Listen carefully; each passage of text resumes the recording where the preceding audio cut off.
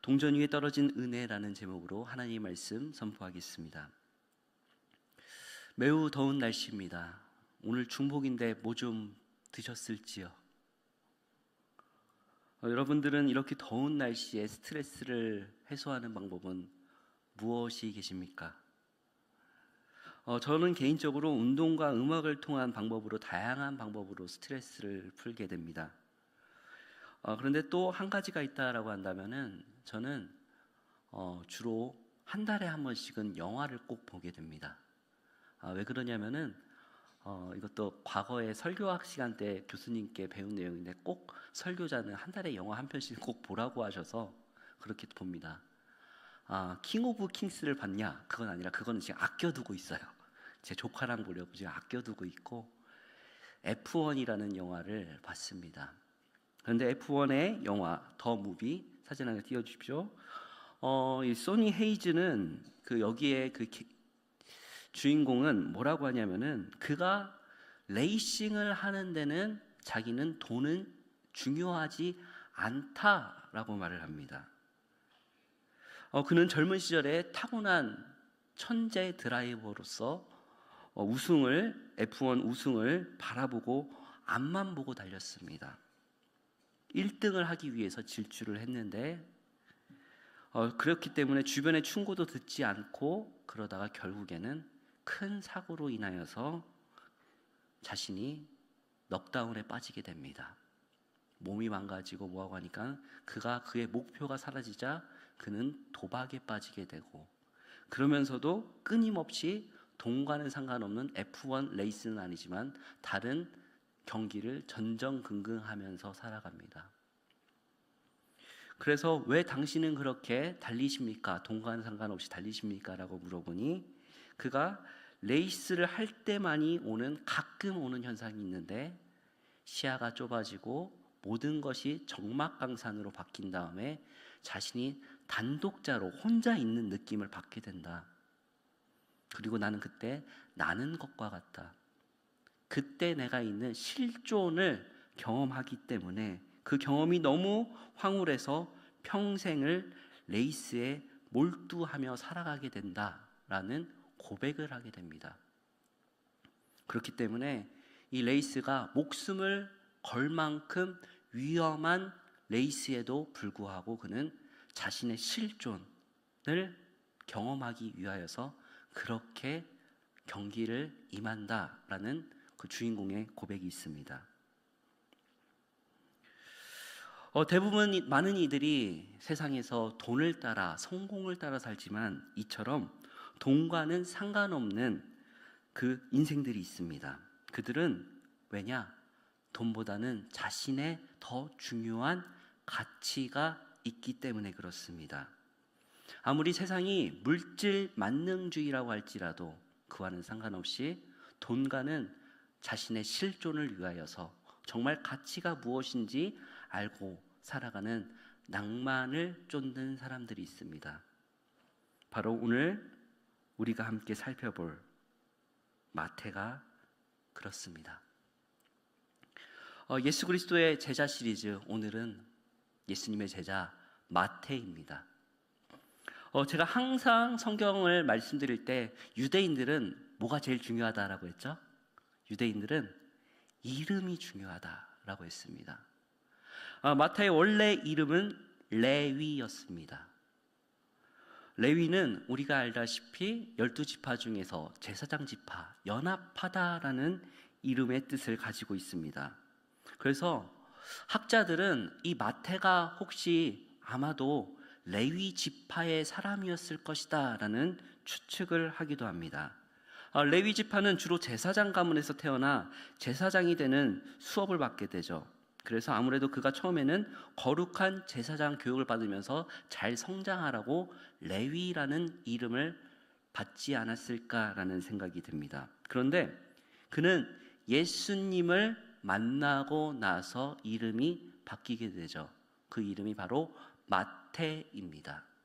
마태의 이름의 뜻은 바로 하나님의 선물이라는 뜻입니다. 공관복음에서 마태복음을 제외한 마가복음과 누가복음은 이 마태를 레위라고 소개합니다. 그런데 유일하게 이 마태복음만 자신의 본인의 이름을 마태라고 하죠. 예수님을 만나고 나서 그가 자신의 그 변화가 되었다라는 것을 반증하는 증거로도 삼을 수 있겠습니다. 그는 세리였습니다. 세리는 그 시절 죄인을 대표하는 직업 중에 하나였죠. 항상 같이 묶여져서 나옵니다. 세리와 창기가 같이 묶여져서 나오는데, 왜냐하면은 그들은 자신의 영혼을 팔아서 돈을 벌기 때문에 그렇습니다. 또한 이런 해석도 있습니다. 왜 세리와 창기가 항상 이 죄인으로 항상 묶여지느냐? 그러니까 세리가 자신의 영혼을 팔아서 돈을 벌기 때문에 그 허한 마음을 채우기 위해서, 돈은 많지만 창기들과 함께 했다라는 해석도 있습니다. 세리는 당시 민족의 배신자와 같은 역할을 했고, 로마의 편에 서서 로마 정부와 결탁하면서 합법적으로 자신의 주머니를 착복할 수 있었던 방법이 있었죠. 한마디로 세금을 더 부과하면 그것을 더 착복할 수가 있었죠. 기록에 따르면은 개인에 따라 12%까지 더 부과했다라고 합니다. 그런데 성경에 의하면은 마태는 가버나움 지역에 세리의 역할을 했다고 하는데, 여기 보이시면은 아시겠지만 이 지역이 예루살렘 북쪽에서 가버나움을 거쳐 시리아의 다마스쿠스의 길과 또 시리아가 예루살렘에 올 때 이곳을 반드시 통과를 해야 됐기 때문에 이 세관을 통과해야 되는 장소입니다. 한마디로 이곳에서 세금을 많이 부과할 수 있고 많이 착복할 수 있었던 장소라는 것입니다. 그곳의 세리였습니다. 그래서 세리들은 민중들의 굉장한 혐오의 대상이었고, 그들은 법정에서 증인의 역할을 수행할 수 없었던 직업군이었습니다. 그래서 그들은 매우 사회적인 위치에서 창기와 같이 민족의 배신자, 영혼을 판 아주 지저분한 죄인으로서 취급받았습니다. 그런데 오늘 말씀을 보면 이 세리 마태는 정말 급격하게 예수님을 만나서 결단을 하게 됩니다. 뭔지 잘 모르겠습니다. 오늘 본문 9절입니다. 우리 본문 9절 함께 읽겠습니다. 시작. 예수께서 그곳을 떠나 지나가시다가 마테라 하는 사람이 세간에 앉아 있는 것을 보시고 이르시되 나를 따르라 하시니 일어나 따르니라. 아멘. 그냥 지나가시면서 예수님이 마태를 보고 나를 따르라. 그러니까 다른 제자들은 좀 뭔가의 예수님과의 그 인적 관계라든지 모르는지 이런 것들이 많이 있습니다. 그런데 마태는 뜬금없이 나를 따르라 그 한마디에 따르게 됩니다. 그가 예수님을 어떻게 만났는지는 모릅니다. 그런데 이 지역은 대부분, 이 가버나움 지역은 베드로, 요한 이들이 살았던 동네입니다. 그래서 아마 이들을 서로가 알았을 확률이 매우 높습니다. 그래서 아마 예수님에 대한 소식들을 많이 들었을 것입니다. 그런데 대부분 많은 학자들이 이 마태가 어떻게 회심하고 어떻게 예수님을 따르게 되었는가라는 이 본문을 가지고 마태복음 13장 44절을 많이 인용합니다. 우리 한번 같이 읽겠습니다. 시작. 천국은 마치 밭에 감추인 보화 같으니 사람이 이를 발견한 후 숨겨두고 기뻐하며 돌아가서 자기의 소유를 다 팔아 그 밭을 사느니라. 아멘. 이 밭에 감추인 보화가 바로 이 마태의 그 심적 상태 그리고 회심을 함께 말하게 됩니다. 세리였기 때문에 그런지 몰라도 마태복음이 그렇게 유독 돈과 관련된 내용들이 많이 나옵니다. 그는 뭔지 모르지만 이 밭에 감추인 보화와 같이 그 예수님에게 자신의 뭔가를 바칠 만한 그 무언가를 발견했기 때문에 그가 처음에는 돈 때문에 실리를 추구하고 엄청난 교육의 과정을 거쳐서 세리가 되었지만 그 가운데 동족들에게 천시받고 마음이 허한 그 삶의 의미가 없었기 때문에 아무래도 돈이 전부가 아닌 자신의 정말 삶의 의미를 찾기 위해서 그렇게 예수님을 찾지 않았을까라는 추측을 합니다. 그렇기 때문에 예수님이 나를 따르라 라는 그 한마디에 그는 마음속에 있던 그 깊은 변화와 갈망이 예수님을 바로 따르게 되는, 그 자리를 바로 일어나서 따르게 되는 결단을 하게 되었던 것 같습니다. 그런데 우리가 여기서 한 번쯤 생각해 봐야 될 점이 뭐가 있냐면은 마태는 세리였습니다. 그런데 다른 제자들의 대부분의 직업은 어부였죠. 그러니까 어부는 뭐 나중에도 나오지만은 예수님을 버리고 다시 어부로 생업을 다시금 돌아가기가 편합니다. 상대적으로. 그런데 세리는 어떻습니까? 세리는 이게 어떻게 보면 지금으로 치면 공무원이지 않습니까? 이게 직업을 던지고 간다라는 것은 아무래도 상대적으로 정말 큰 결단을 하고 정말 사생결단을 했다라는 것이죠. 배수진을 쳤다라는 것입니다. 경우에 따라 다르겠지만 그는 상대적으로 더 큰 직업을 내려놓고 예수님을 따른 제자라고 할 수 있겠죠. 또한 여기에 제가 공부하고 있는 전도학 개념이 하나 더 있습니다. 예수님을 믿기로 한 결단의 배후에는 오랜 시간의 고뇌와 생각, 그리고 또 주변 사람들의 영향이 있다라는 것입니다. 당장은 받아들여지지가 않지만 계속해서 복음을 접할 때 그 어느 날 어떤 순간 그 한 계기가 딱 만나면은 예수 그리스도를 영접할 수 있다라는 것이죠. 예수님을 따르기로 한 순간 마태는 다른 제자들과 다른 모습을 보입니다. 이 마태는 바로 다른 모습, 어떤 것이냐? 잔치를 열었습니다. 아마 마태가 스스로 연 잔치로 보입니다. 그리고 이 잔치에 바로 자신이 따르기로 한 예수님을 초청합니다. 본문 10절입니다. 함께 읽겠습니다. 본문 10절 시작. 예수께서 마태의 집에서 앉아 음식을 잡수실 때에 많은 세리와 죄인들이 와서 예수와 그의 제자들과 함께 앉았더니 아멘. 마태는 자신의 자리를 내려놓고 예수님을 따르는데 큰 잔치를 열게 됩니다. 아마 자신의 삶에서 구세주와 주님을 영접하고 예수님을 모시게 된 것을 이제는 알리게 하기 위해서 그랬는데, 그런데 여기에 보면 아시겠지만 세리와 죄인들이 와서 예수님과 함께 먹고 마셨다고 합니다. 왜 그랬을까요?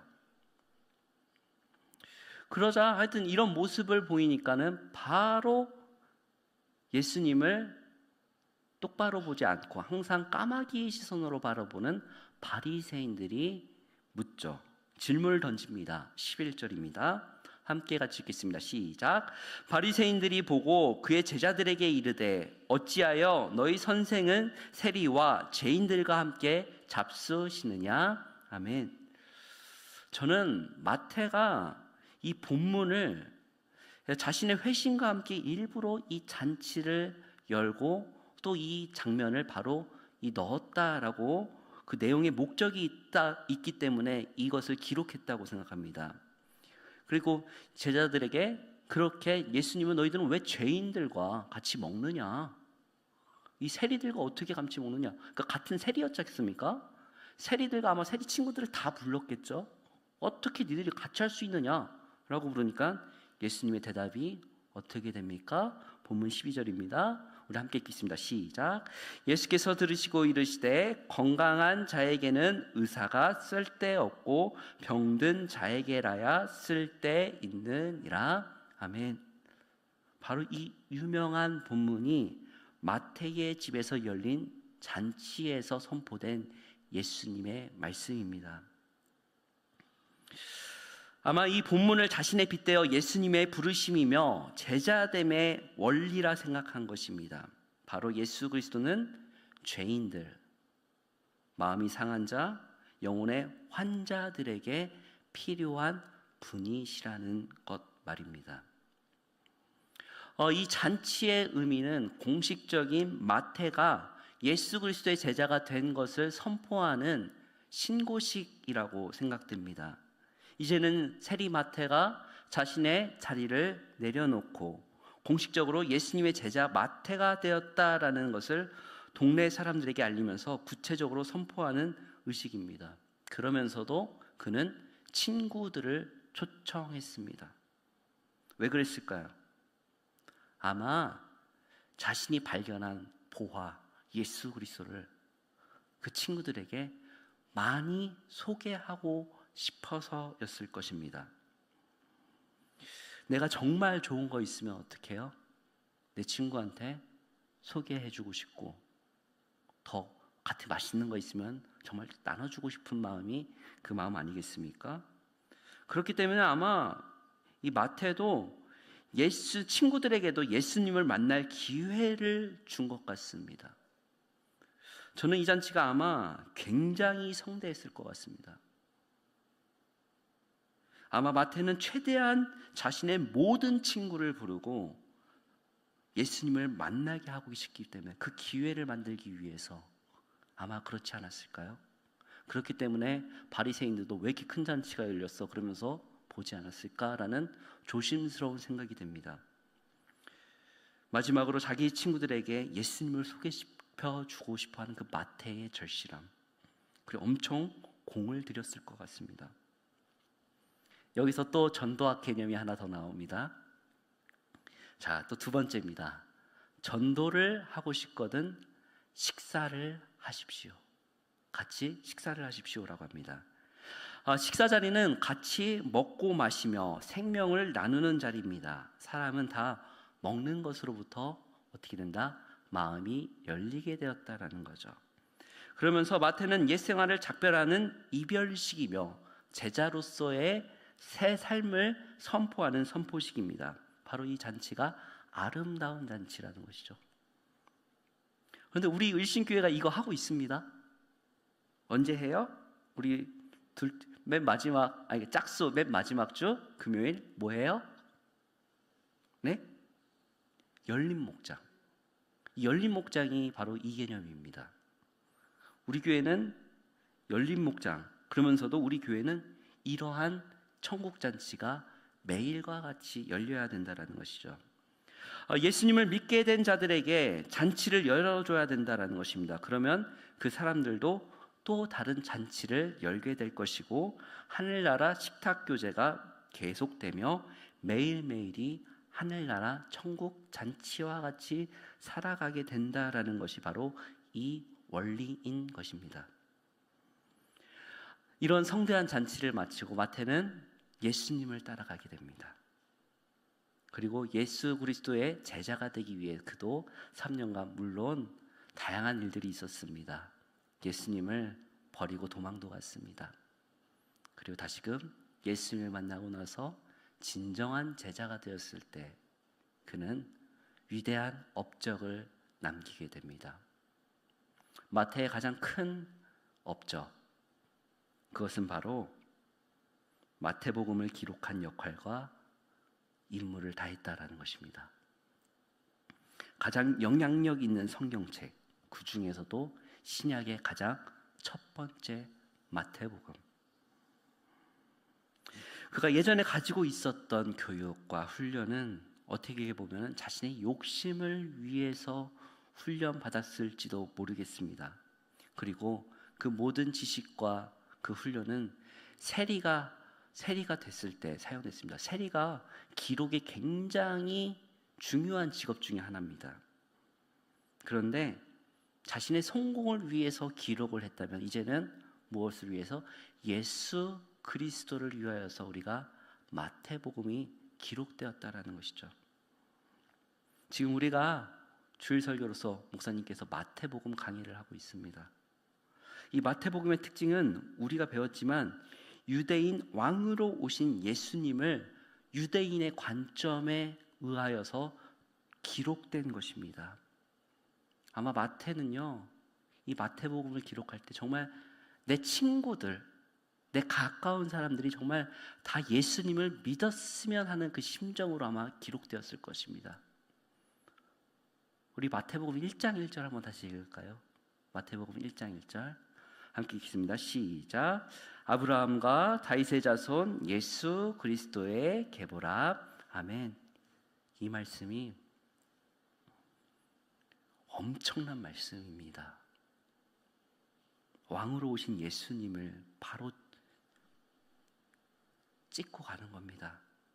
아브라함과 다윗의 자손 예수 그리스도, 유대인들에게는 이보다 위대한 이름이 없습니다. 앞서 말씀드렸다시피 마태는 아마 학자들이 말하길 제사장 교육을 받았을 확률이 높다라고 말씀드렸습니다.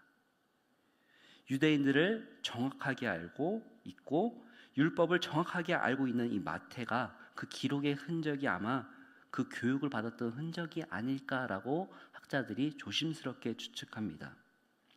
그가 과거에는 성공을 위하여 축적했던 훈련과 은사가 세리를 감당하기 위해서 기록했던, 정리했던 그 모든 은사가 이제는 자신의 인생을 변화시켜 주신 예수님을 증언하는 내용을 기록하게 되었다라는 것입니다. 아까 말씀드렸다시피 특히 마태복음에는 어떤 내용들이 많다? 돈과 관련된 내용들이 많다라는 것이죠. 아무래도 세리 마태의 관점이 드러날 수 있는 것이겠죠. 교회 전승에 따르면은 그는 주로 이스라엘 땅에 머물면서 복음을 전파했다라고 합니다. 정말 유대인들이 자신의 민족이 구원받기를 바랬던 그 한 마음이었던 것 같습니다. 그리고 나서 그의 인생 말년에는 아프리카 에티오피아까지 가서 복음을 전한 것으로 기록되어 있습니다. 그리고 에티오피아에서 돌아오는 길에 창에 맞아서 순교했다라고 그의 마지막 모습이 전해지고 있습니다. 성도 여러분, 오늘 말씀을 결론을 맺으려고 하는데요. 저는 오늘 본문 제목을 동전 위에 떨어진 은혜라고 했습니다. 동전 위에 떨어진 은혜. 많은 사람들이 세상에 큰 가치, 물질의 가치를 따라 살아가고 성공을 위해서 살고 있습니다. 그런데 그 사람들이 어떻게 살아갑니까? 그 성공을 위해서 자신의 영혼을 팔았기 때문에 영혼이 가난하고 힘들게 살아가고 있는 많은 사람들을 보게 됩니다. 그렇기 때문에 마음이 허하고 자신이 감당하지 못해서 술이나 다른 것들로 자신의 마음을 채우려고 노력합니다. 얼마나 그 사람들이 이 세상에 방황하면서 살아가고 있습니까? 오늘 우리가 살펴본 마태 역시도 이러한 삶이었죠.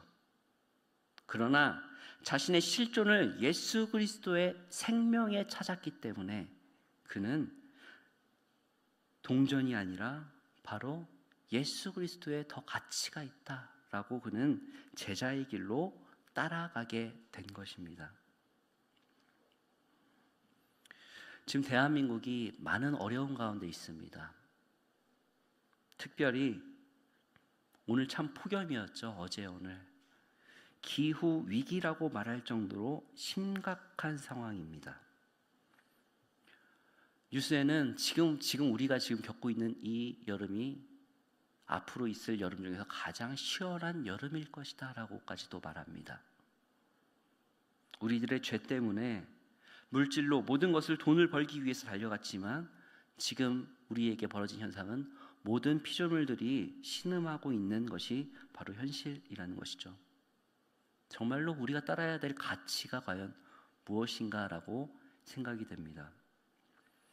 저는 오늘 이 말씀을 준비하면서 제가 지난주부터 계속 묵상했던 것은 바로 생명의 가치입니다. 개인적인 가정사를 말씀드려서 죄송합니다마는 지난주에 저희 집에 폭염으로 인하여서 열사병으로 당나귀 한 쌍이 죽었습니다. 여러분들 이게 나귀가 생각보다 생명력이 굉장히 강합니다. 어르신들 소 키워보셨으면 아시겠지만 소보다 더 거친 풀을 먹고 잘 버티는 게 당나귀입니다. 근데 이 폭염으로 인하여서 나귀가 죽었다라는 것은 지금 정말 기후가 작년에 비해서 더 더워졌다라는 것이죠. 아버지가 많이 상심하셨고 아버지께 위로를 했습니다. 아버지가 말씀해 주시기를 포크레인을 불러서 잘 묻어줬다고 합니다. 왜 마음이 상할까요? 돈의 가치가 아니기 때문에 생명의 가치가 떨어졌기 때문에 그게 마음이 시린 겁니다. 여러분들 생각보다 당나귀가 비쌉니다. 여러분들이 생각하시는 이상으로 좀 비쌉니다. 그리고 그거 죽으면은 그거 팔면 돈 됩니다. 생각보다 당나귀 고기가 중국 요리에서 최고급 요리에 속합니다. 그거 못 구해서 난립니다. 그런데 왜 포크레인까지 불러서 그 나귀를 묻어줬을까요? 아버지께서는 그 마음이 상하고 그 생명의 가치로 여겼기 때문에 그 마음이, 왜냐하면 아버지께서는, 이거 좀 말씀드려서 죄송해요, 성경에 나오는 동식물을 다 키우십니다. 그러면서 예수님의 마음을, 그러니까 닭이 울면은 베드로의 심정, 나귀를 키우면서 예수님의 종되심, 그것들을 많이 느끼시는 게 저희 아버지이십니다. 근데 그 나귀가 죽었어요. 지금 우리 교회 앞에 있는 무궁화꽃도 지금 뜨거워서 꽃잎이 떨어지고 있습니다. 이게 왜 그러냐면 식물이 물이 부족하면 그냥 자신의 꽃을 떨궈버립니다. 살려고. 그래서 제가 아침마다 물을 줘요. 그래도 계속 떨어져요. 지금 우리 주변에서도 이렇게 생명의 위기가 있다라고 신호들을 보이고 있죠. 이러한 기후 위기 현상에서 우리는 무엇을 봐야 된다라는 것입니까? 바로 이 생명의 가치, 생명들이 꺼지고 있는 이것을 민감하게 봐야 한다라는 것이죠. 우리가 진정으로 정말 여겨야 될 가치는 저는 물질이 아니라 생명이라 생각됩니다. 생명의 주는 누구실까요? 바로 예수 그리스도인 줄을 믿습니다. 뿐만 아닙니다. 우리가 교회가 해야 될 사명이 무엇입니까? 바로 사람을 살리는 일, 사람을 넘어서 생명을 살리는 일, 그리고 무엇보다도 영혼을 살리는 일에 우리가 그 가치를 먼저 둬야 될 줄을 믿습니다. 여러분들, 오늘 말씀에서 우리 일신교회는 이 마태를 통하여서 목사님의 설교에서도 기도해서 천국잔치가 열리는 교회, 그런 공동체, 생명을 살리는 공동체가 되기를 축복합니다. 세상의 가치가 아니라 정말 진실로 마태와 같이 그 감추인 보화를 정말 찾아서 정말 모든 것을 할 수 있는 그런 예수 그리스도의 제자가 되시기를 주님의 이름으로 축복합니다.